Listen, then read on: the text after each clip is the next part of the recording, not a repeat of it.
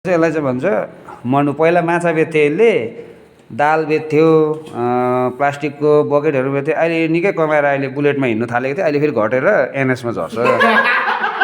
यो चाहिँ हाम्रो भाइ पारी बङ्गाचारीको। हिजो अस्ति विमल गुरुङले यसको पिकअप पनि बनाइदियो। यो भाइ हाम्रो परको साइलामा आएको छ र हेड मिस्त्री हो। उहाँ चाहिँ एकदम प्लास्टर चाहिँ एकदम उसले चाहिँ एकदमै दामी गर्छ। हाम्रो बिरुदा उहाँ चाहिँ पावर